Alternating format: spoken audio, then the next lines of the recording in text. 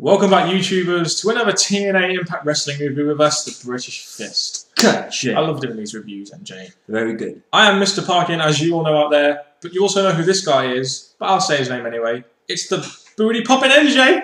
What's up? Booty Poppin' NJ. Fucking hell, that was odd, wasn't it? Make sure you guys subscribe up above, like this video, and comment your thoughts on the show down below. Make sure you contact us in the links in the description box below. By the way, I was making no reference to Eve Torres or that whole booty thing. Not big. Alright then, there's a lot happened on this TNA Impact Wrestling, so we're just going to get down as soon as we can.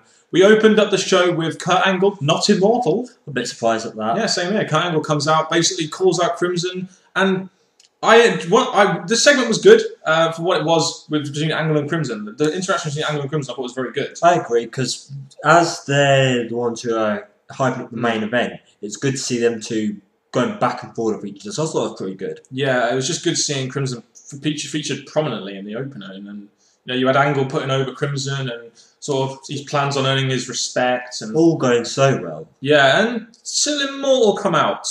The segment was very good, we felt, until Immortal come out. They just didn't do anything. It just wasn't needed. Bully Ray doesn't need to put Angle over. He can put himself over. Why did they come out in the opening segment? I really don't understand. It ruined the segment for me. The thing is, they came out, Bully Ray got a mic, and I'm just thinking, again, you didn't really do anything that hypes up the main event. You do nothing that hypes up the opening segment. If you stayed out, it could have still done the same thing as it did. Because I was enjoying it until they come out. I really was. I was really enjoying the interaction, but meh. So I guess it achieved its goal, but just without fucking Immortal coming out. Just don't have Immortal come out in these opening promos. Seriously, TNA, come on. We've seen enough of that already. Should we just move on? It was at least the segment was 8 minutes. It was relatively short, so not too much talking. No, it gave us a quick opening, did its job, and now on to the next. See that? Learn from that, TNA. You can do so much in so little time if you just really set your mind to it properly. Should we go on to the next bit? We saw Hogan and Flair wanting to make things right with Sting. Hogan says he doesn't want to wrestle Sting, but we all know that's bullshit. We all know it's going to happen at Bound for Glory, brother. Flair's giving me a headache. Don't talk, Flair. We don't want you to talk. Don't talk in our opening segment, brother. And then we then get a knockout, a six-way knockout match. A bit random, wasn't it? We had Velvet Sky, ODB and Jackie versus Rosita Sarita and Angelina. And two things here, MJ. Number one, why is Winter, our knockout champion from Hardcore Justice, not being featured prominently on TV? And number two, haven't Velvet, ODB and Jackie just had a rivalry? Just a couple of things there. But at the same time, we saw this backstage thing, which basically Velvet was saying, "Can I trust? Can I trust them?" And the match basically showed them they can. Yeah, I just really wonder, TNA, why are you featuring these people when you really need to be featuring your Knockouts champion a bit more? She hasn't featured featured prominently in the ring for 3 whole weeks. We really need to get her in there. She's the new Knockouts champion. Come on, you need to showcase this girl. Especially when she's getting a match with Mickie James next week. Which we were announced, yes. So Velvet Sky gets the win after ODB and Jackie help her. Very dominant match for ODB again, I'll give it that. And again, it weren't the best knockout match. It weren't one that I was rooting for and excited for. But again, it definitely put the heels up. Yeah, and it got, well, the heels in ODB and Jackie. I thought, oh, her faces now all of a sudden now that they're with Velvet Sky. Yeah, but I don't think they really want to be with her, but I don't care. Another 6-person Divas knockout tag, so yeah. Next we had Kid Cash versus Jesse Sorensen, as we saw from last week from the X Division Gauntlet. Kid Cash attacked Jesse Sorensen, potentially setting up a feud between the two. And this match kind of continued the trend that TNA were going to go down with regards a second X Division feud. What was your thoughts on the match itself? I'm not really too interested in these two, but I'm going to say for a match, it was pretty okay, pretty standard match for them two. And I think they put on an okay match. Yeah, I just can't really buy into Jesse Sorensen too much because we don't know who he is. We haven't really been he hasn't really been showcased that much. But I guess they're going to go with this whole rivalry, and this match really did well for actually intensifying the rivalry, in my opinion. We had Kid Cash pulling on the tights after 3 minutes of wrestling. It was good for the time it got. Maybe if they got a bit more time, but then we had Chrissy Hemme interviewing Cash after the match, and that whole rivalry kind of sparked a bit, didn't it? It went off from there. I just thought they were going to have another random fight outside the ring, but the way they played it off definitely led us to thinking that they could continue. Do you think if we get Chrissy Hemme in here, we'll end up fighting? over her. I'd be a bloody aggressive guy for that woman. But anyway, she just can't announce for shit, can she? And she proved that throughout the night. Yeah.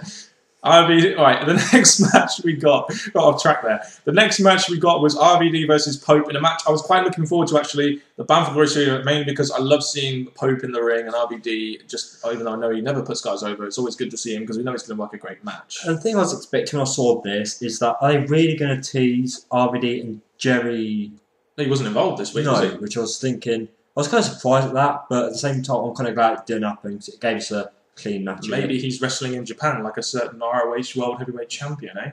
Yes.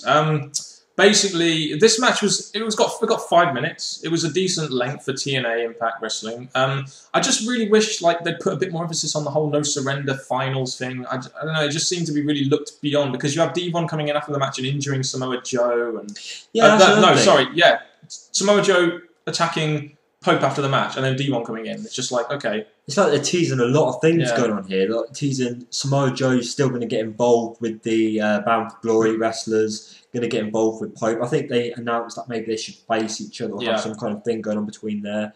So I guess it's just hyping so much things going on there. It's just two things though. RVD won the match with a submission, which was nice to see. After a good match, it's nice that he's actually going for these points. Actually shows it kind of means something to him. And the second thing is, I really wish they would just leave these side stories off in the Bound and just concentrate on the Bound for Glory series tournament. I'm kind of fed up of Bound for Glory segments being interrupted by, secondary storylines which really couldn't take precedence. Well, at the same time, I agree with that. But at the same time, when the Bound for Glory finishes, they're going to have something to run on with. Yeah. I'm thinking having these interferences, as they're not going to. These probably not going to win, Pope or RVD, they're not going to win this. True. So I think they need something to do after the Bound for Glory, I guess. And they've got the whole Samoa Joe thing going on as well throughout the night. We got to see a lot of that, didn't we? We did a lot. In the main event too. So I've got to give TNA a bit of credit on that, featuring Samoa Joe for a big, heel attacker guy that he is. So that was good. Oh yes, we then got some Brooks and Bischoff time, and you're just thinking to yourself, why are you wasting TV time on this? It's so needless, so pointless. They even announced it for next freaking week, didn't they? Why are you looking at my breasts? I know my breasts are nice. My man boobs are lovely, but come on. Come on, you know what Eric Bischoff likes. Yeah, Eric Bischoff loves a woman with big breasts. We found that from today's... But it's just unneeded. Anyway, well, it's unneeded on this review. So let's just go on to the next thing, shall we? Yeah, of course. Right. The next thing we had was a segment, Hogan and Flair coming out, calling out Sting. Hogan talks about how he wants to run the company better, and basically he tells Ric Flair to shut his mouth. But the big man can't shut his mouth for that long because he comes on the mic and he rips into Sting like, no, I'm crazy, you're crazy, I'm crazy, you're crazy, I'm crazy, I'm crazy, I'm crazy. And you know what? Sting, absolutely crazy was, he got in Ric Flair's face and says, but I've got to go through you to get to him. I'll go through you. And then that is telling us that we're going to get Hogan versus... Sting. At Bound for Glory, brother. And we know it's happening. This segment, it was just a load of crazy old men in the ring, wasn't it? I thought it was I actually quite enjoyed this segment, just because you have Flair and Sting being crazy guys. And my only question is this match, because they teased the match between Flair and Sting. I've had my crazy moment, you're having your crazy moment. Okay. Is this going to be at the pay-per-view or not? I just want to know. Is it going to be at the pay-per-view? Well, they have a pay-per-view before the Bound for Glory, so I think they're going to have it at the next pay-per-view. Announce it. I don't know. I really like it if they announce these things. I don't know. Just one thing. But Flair versus Sting is a possibility. It looks like it's going to happen. Yeah. And then it's Hogan and Sting at Bound for Glory, brother. We know it's going to happen now. So Hogan says he doesn't want to get back in the ring, but oh shit, he does. Yeah, and it's definitely because obviously Sting Hogan was trying to reason with him, but that didn't last long as you saw. So the segment did its job. It gave us two possible matches. Yeah. So there we go then. Then get another segment after this. It's AJ Styles coming out for his match. Christopher Daniels comes out. He calls out Christopher Daniels. Christopher Daniels comes out and gets quite emotional. He says, he wants to know if he's still got what it takes after, because he couldn't look at himself in the mirror after. He looks at himself in the mirror against that match against AJ Styles at Destination X and then wondered if he could actually go on. So it looks like these two are having another match next week on Impact. Yeah, they do. Not at a pay-per-view, though. No, they don't. I do feel, although I know TNA are trying to focus on ratings, but do you really want a match like AJ Styles and Christopher Daniels like this, which has got so much storyline behind it and so much built-in build on a free TV. Why do you want it on a pay-per-view? Just saying. Well, with these two wrestlers, you do expect them to be at a pay-per-view, but the last match against each other, because they was just leaving. But stay strong. Stay strong, NJ, because this will be a good match. It will. It was another match announced for next week. I just wonder why they can't have it at a pay-per-view. It really kind of bugs me, these things. Yeah, it does bug. It's going to be an emotional match, but I would have finish it. I would have liked to have seen this Bound for Glory, just as an extra sort of added main event type match in there for the biggest event of the year. It was, for because TNA. they haven't really hyped up enough matches for the pay-per-view, and this would have been a good one to go into that pay-per-view. Yeah, maybe build up a feud. Even though we've seen it many times before, we know Yeah. they can put on a great match. So, decent segment. We have two promo segments, one after the other. Because you not put a match between it, maybe have a match between the two segments. But this did lead on to the next match, I guess, which was AJ Styles and Beer Money versus Steiner, Gunner, and Bully Ray in a Bound for Glory series match. But it was a random Falls Count Anywhere match. It was good though, wasn't it? Even though it was more of a 2-on-3 match, pretty much. Well, I'll tell you, I'll give it this way. This is a really TNA does this often. A random Falls Count Anywhere match. The match went 6 minutes. It was a good Falls Count Anywhere match. They even went backstage. That was interesting. That was really interesting. The only trouble about this is the focus. It's really hard to focus on everyone. That's the only problem with this. But it was still very good for what it was. Even with split screens, it was hard to see who do you really want to pay more attention on. Robert Roode. It was all doing all this. Yeah, you want Bully Ray, I want Robert Roode. And that is where it ended. Bully Ray in the ring with AJ Styles. And Bully Ray picks up the victory after a Bubba Bomb. Does he call it the Bubba Bomb anymore or the Bully Bomb? The Bully Bomb, probably. The Bully Bomb, that the sounds thing good. is, I look at AJ and think, yeah, I don't know why they made Bully Ray get the pin on to AJ. It's just making AJ look worse after his segment before the match, but got to complain about that. So Bully Ray gets the 7 points. I really don't want Bully Ray in that top 4. I want to see newer guys like Gunner, Crimson, Oh, Gunner, let's not start about him. Very, but whatever. So it's not. I don't like seeing AJ Styles lose a match, but I guess I don't think he'll be involved in the BFG series last 4. So maybe he'll work another feud with someone. So that's true, and it really wasn't the match that was the big draw. It was the after match, I think, because Mr. Anderson comes driving out in his Hummer. He drives out and puts Scott Steiner through a table. And then, of course, you have this whole tease between him and Bully Ray. Abyss won't help him. It was good. I enjoyed Anderson's return. It's good to see Anderson back on TV because I do miss him. because the last weeks he's just been getting buried. So for him to have his big comeback thing and take out Immortal, it was just great for him. Definitely good. And then we have the whole Abyss not helping. It was basically a big handicap match, but there we go. We then have a backstage segment with Mickie James announcing a title match next week. Again, why can't this be at the pay-per-view? You've just hyped it like a pay-per-view match. Why can't you... I know Winter hasn't really been on TV that much, but can you not hype this to the pay-per-view? The Knockouts title match, really? We definitely need matches for the pay-per-view, and it looks like all the matches that were going to happen at pay-per-view seem to happen on a normal TNA show. But whatever. Ratings matter more than pay-per-view wise, I guess. That's very true. And our eyes are fine, so next match should be a good interest match between Mickie James and Winter. Katie Lee Burchill, otherwise, We then have an Eric Young segment. Move on. We then have the main event, which one thing I will say about this match, we had Crimson versus Kurt Angle. We had a commercial break during the match. I didn't like this. Why can't you have the adverts where the Eric Young segment was, and just not have an advert during this match? It really kind of ruined the flow a bit. I don't know why they could have just taken out this last advert because the match itself it was going decent. You saw them both doing great moves on each other. You saw Crimson getting up behind Angle and spearing him. It was awesome. I enjoyed this match simply because Angle slowed Crimson down in the ring a little bit, which is kind of needed when you want to draw out a longer match. This match got a decent amount of time, and then Crimson wins the match by disqualification after Samoa Joe comes out. Did not expect to see him in the main event on TNA Impact Wrestling anytime soon. Well, look at the big guys doing exactly what he said. He's going to take up the little guys, and why not take up Crimson, who's the top of the table? So what I will say is, this match, a lot of people might think might happen at Bound for Glory. At least the match didn't end clean. That's my point. Again, as much as I'm for this match, because it was a great main event for TNA, these two are possibly, if it does happen, going to have another match against each other. So I was kind of thinking, why give us it now? It's got me thinking two things. Either one, they're not going to do this and they're just doing it now to get it out of the way. Or two, they're getting Crimson ready for that main event scene.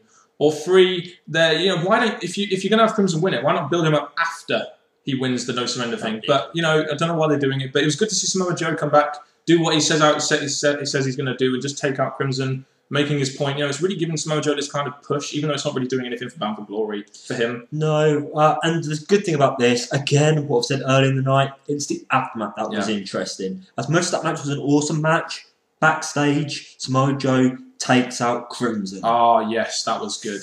One thing I will say, though, Crimson versus Samoa Joe is a feud that I really think should have been built into Bound for Glory, starting from Slammiversary, so I'm actually glad. They might, I don't know what they're doing with this. It seems like Samoa Joe's picking holes of everyone at the moment, so it's going to be like a fucking 4-on-1 match at Bound for Glory, maybe. I don't know, whatever. But they did announce all their matches from next week, which was good. I will say one thing, though. Didn't announce any pay-per-view matches. No, they're getting in 2 weeks. They're getting close to it, and again, my main fault with this is that we've had about 2, possibly 3 matches tonight that could have been done at the pay-per-view, but they're doing it at a normal TNA show. So I don't know what they're thinking of doing at the pay-per-view, but there we go. But we ended the night with the backstage segment. Samoa Joe beating on Crimson, injuring Crimson's knee. He even attacks the cameraman. I thought this was a good way to end the show. I know I don't like usually ending on backstage segments, but the backstage segment itself I thought was very good for the story. They're hyping up Samoa Joe for absolutely nothing, and with Crimson, it's like basically he couldn't have done much because he's injured anyway. But they're just injuring him more, so I'm quite interested to see what they do with Samoa Joe and Crimson in the next few weeks. Same here, but TNA, please hype for your pay-per-view. We want it. And please, TNA, keep a show that's similar to this because it's okay, but not your best. And there was a couple of backstage segments there which weren't needed, but you know we don't usually talk about them on this show. Andrew, just quickly give your overall thoughts on the show and give it a grade. What most exciting show? The Anderson thing did it for me, and I'd say the grade for this. Oh, it's hard to think. I'm going to say C+. Do you want to know why I'm going to say C+? Because I feel there was a lot of effective segments in there, but a lot of shit, and it was very similar to the way Raw was going on. So I'm going to give it this very similar grade to Raw. Just for that reason. There's a lot of good stuff, but a lot of bad stuff. It hasn't given me the hype to pay-per-view. I've only got 2 weeks on. C+. I was thinking C, but I'm going to give it a plus because it's gave us Anderson. So. Yeah, it's gave us Anderson. That's a good reason to give it a plus. Very much anyway, you've heard our thoughts on TNA Impact Wrestling. Make sure you get your thoughts on the show down in that comment section below. We've been the British Fist. Gotcha. And you've been our loyal viewers and commenters. We'll see you again. We'll see you tomorrow for the Friday Night SmackDown review, which will be our 200th video as well. So make sure you check that one out. And goodbye.